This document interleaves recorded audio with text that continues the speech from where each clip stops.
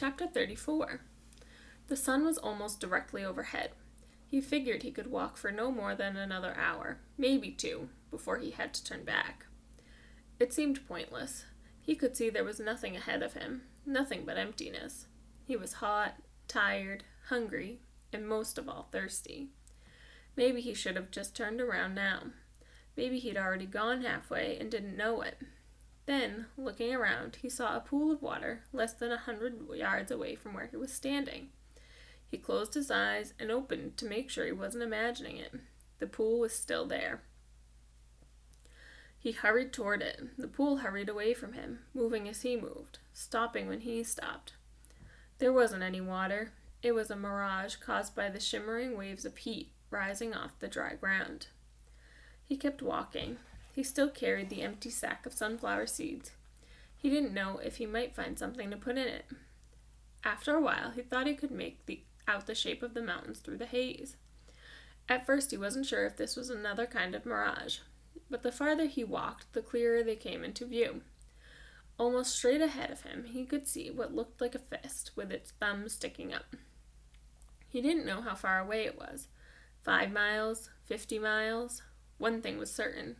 It was more than halfway. He kept walking toward it, although he didn't know why. He knew he'd have to turn around before he got there. But every time he looked at it, it seemed to encourage him, giving him the thumbs up sign. As he continued walking, he became aware of a large object on the lake. He couldn't tell what it was, or even if it was natural or man-made. It looked a little like a fallen tree, although it didn't seem likely that a tree would grow here. More likely it was a ridge of dirt or rocks. The object, whatever it was not on the way to Big Thumb, but off to the right. He tried to decide whether to go to it or to continue toward Big Thumb, or maybe just turn around.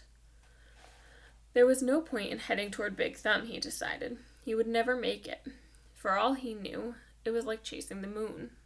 But he could make it to the mysterious object. He changed directions. He doubted it was anything.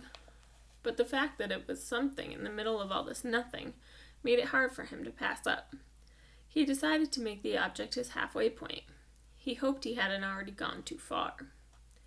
He laughed to himself when he saw what it was. It was a boat, or part of a boat anyway. It struck him as funny to see a boat in the middle of this dry and barren wasteland. But after all, he realized this was once a lake. The boat lay upside down, half buried in the dirt. Someone may have drowned here, he thought grimly, at the same spot where he could very well die of thirst. The name of the boat had been painted on the back. The upside-down red letters were peeled and faded, but Stanley could still read the name, Mary Lou. On one side of the boat there was a pile of dirt, and then a tunnel leading down below the boat. The tunnel looked big enough for a good-sized animal to crawl through. He heard a noise. Something stirred under the boat. It was coming out. "Hey!" Stanley shouted, hoping to stick Garrett back inside. His mouth was very dry, and it was very hard to shout loudly. "Hey!" the thing answered weakly. Then a dark hand and an orange sleeve reached up out of the tunnel.